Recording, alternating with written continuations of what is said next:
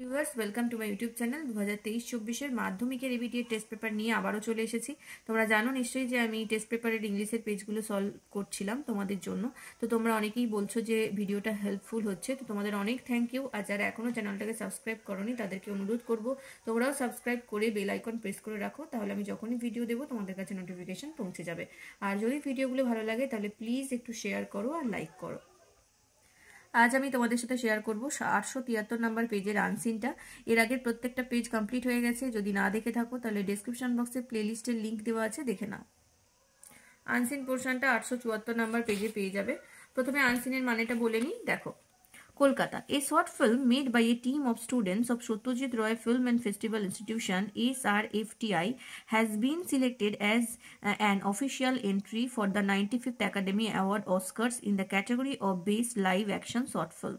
তাহলে একটি short film যেটা তৈরি করেছিলেন Satyajit Ray film and television ইনস্টিটিউশনের স্টুডেন্টরা, যেটা সিলেক্টেড হয়েছে মানে 95তম একাডেমি অ্যাওয়ার্ড বা অস্কারের মনোনীত হয়েছে, যেটি কোন ক্যাটাগরিতে? বেস্ট লাইভ অ্যাকশন শর্ট ফিল্মের ক্যাটাগরিতে।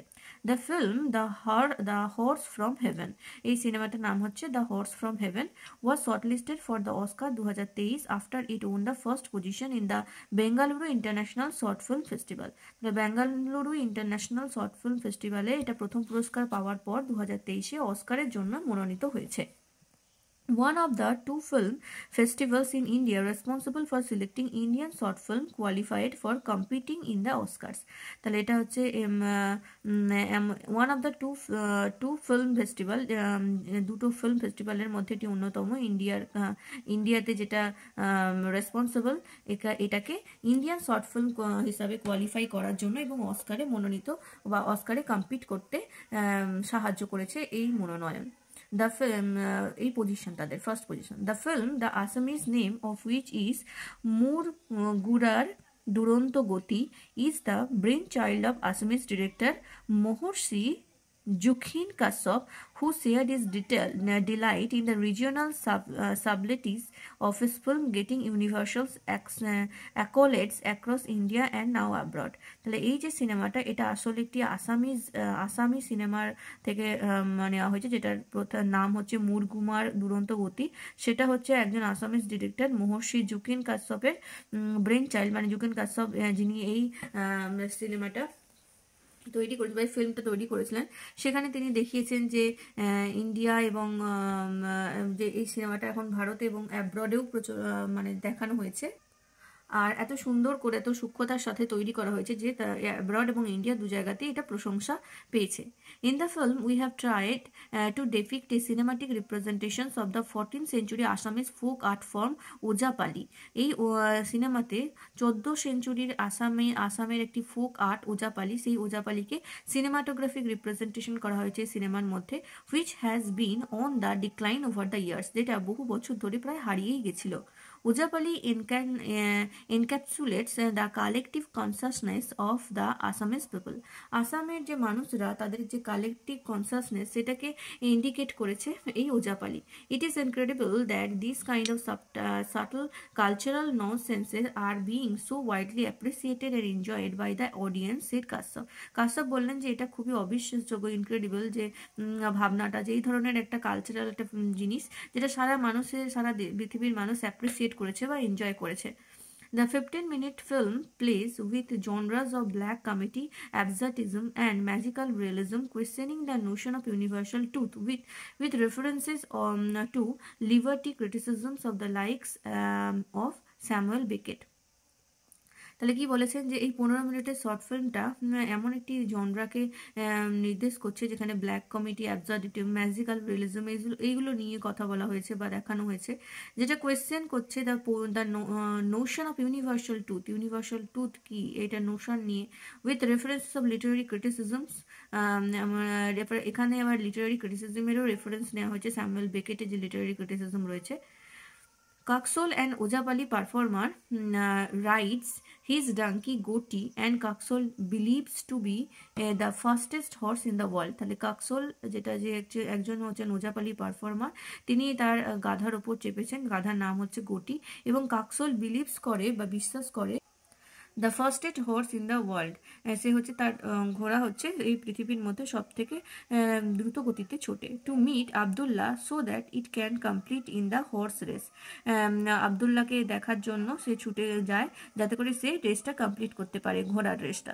কাশ্যপস fellow classmate and his film cinematographer Arnab সাহাসের, কাশ্যপের ক্লাসের বন্ধু এবং তার সিনেমাটোগ্রাফার, একজন ফিল্ম সিনেমাটোগ্রাফার অর্ণব সাহা বলেছেন, many people have a misconnection that only feature films with the huge budgets are qualified to compete in the Oscars। বলেছেন যে অনেকেই মনে করেন, অনেকের মধ্যেই ভুল ধারণা রয়েছে যে শুধুমাত্র বেশি বাজেটের ফিল্মরাই অস্কারের জন্য কোয়ালিফাই করে। There is a lack of awareness among Indian filmmakers of the various platforms that enables them to participate in the International Film Festival। There is a lack of awareness among Indian filmmaker, ভারতীয় যারা cinema তৈরি করে তাদের মধ্যে একটি অ্যাওয়ারনেসের বা সচেতনতার অভাব আছে। ভেরিয়াস প্ল্যাটফর্মস, বেশিরভাগ ক্ষেত্রে তারা ভাবে enables them to participate in the international film, তারা বেশিরভাগ ক্ষেত্রে ভাবে যে ইন্টারন্যাশনাল ফিল্ম ফেস্টিভ্যালে পার্টিসিপেট করাটাই হচ্ছে সব থেকে বেশি জরুরি। Festivals directed to BISFF Arnab Bhardwaj said, BISFF এর যিনি ডিরেক্টর ছিলেন সেখানকার ডিরেক্টর অর্ণব ভরদ্বাজ বলেছেন, the horse from heaven is a unique film as it has a mixture of reality and fantasy. তিনি বলেছেন যে দ্য হর্স ফ্রম হেভেন এটা হচ্ছে একটা অন্যরকম একটা সিনেমা, কারণ এখানে একটি এটা মিক্সচার আছে রিয়েলিটি আর ফ্যান্টাসির। আমাদের রিয়েলিটি মানে বাস্তবের সাথে কল্পনার একটা মিশ্রণ আছে এই সিনেমার মধ্যে। Despite depicting regional Indian culture, শুধুমাত্র ইন্ডিয়ান রিজিওনাল কালচারকেই এটা ডিপিক্ট করেনি। It can be universally enjoyed by the audience from across the world, শুধুমাত্র ইন্ডিয়ান অডিয়েন্সরাই যে এনজয় করেছে তা নয়, এটা একেবারে ইউনিভার্সালি এনজয় হয়েছে, গোটা পৃথিবীর মানুষ এই সিনেমা দেখে এনজয় করেছেন।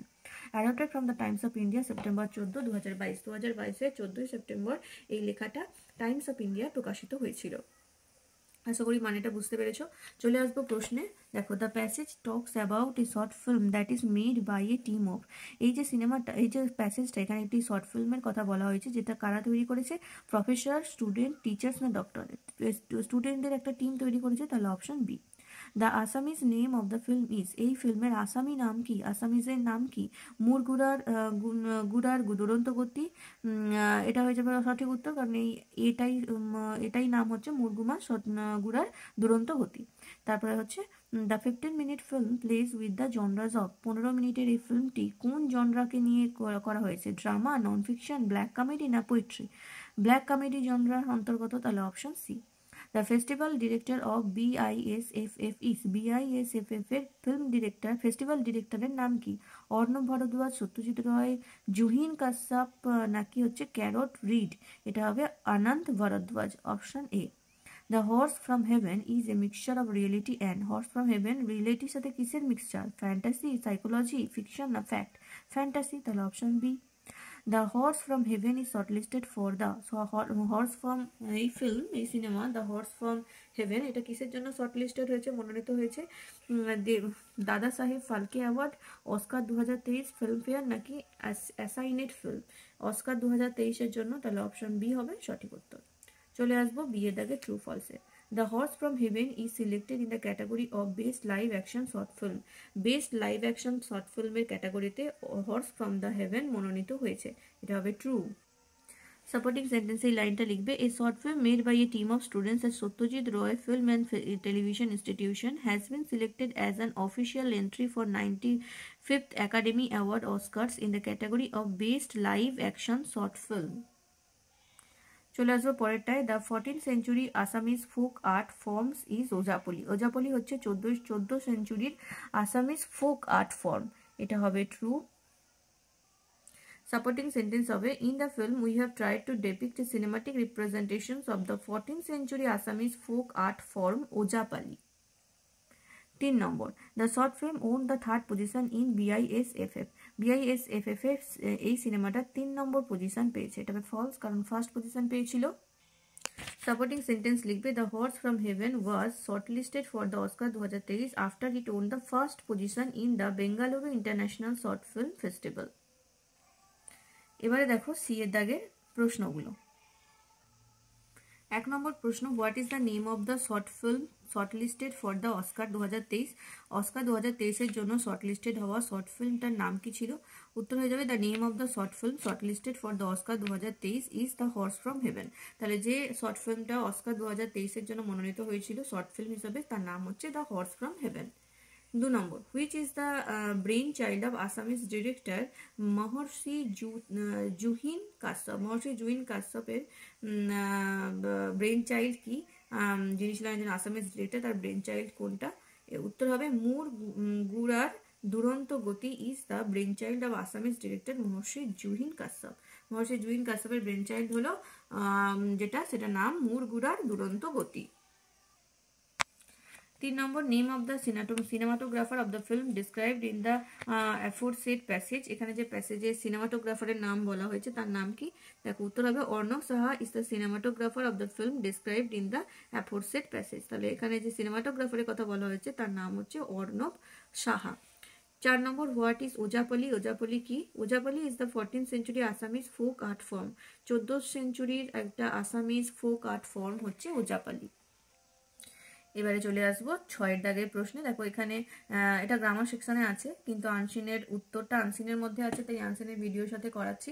এখানে যে 4টে ফ্রেজ আছে সেগুলো যা মানে সেই একই মানে 4টে ওয়ার্ড আনসিনের মধ্যেও আছে, তোমাদের ওটাই খুঁজে বের করে লিখতে হবে। 1 নম্বর আছে পিক আউট, এটা হবে শর্টলিস্টেড। তারপর আছে an award as an acknowledgement of merit, এটা হবে অ্যাকোলেট। তারপর হচ্ছে প্লেজার, এটা হবে ডিলাইট। তারপরে ডিকে বা ধ্বংস হয়ে যাওয়া, এটা হবে ডিক্লাইন। 873 নম্বর পেজের আনসিনটা কমপ্লিট করলাম। নেক্সট ভিডিওতে এই পেজের রাইটিং এবং গ্রামার নিয়ে চলে আসবো। তোমরা কিন্তু চ্যানেলটাকে ফলো করো, আর যদি এখনো সাবস্ক্রাইব না করে থাকো অবশ্যই সাবস্ক্রাইব করো, বেল আইকন প্রেস করে রাখো। ভিডিওগুলো ভালো লাগলে একটু শেয়ার করো আর লাইক করো। Thank you.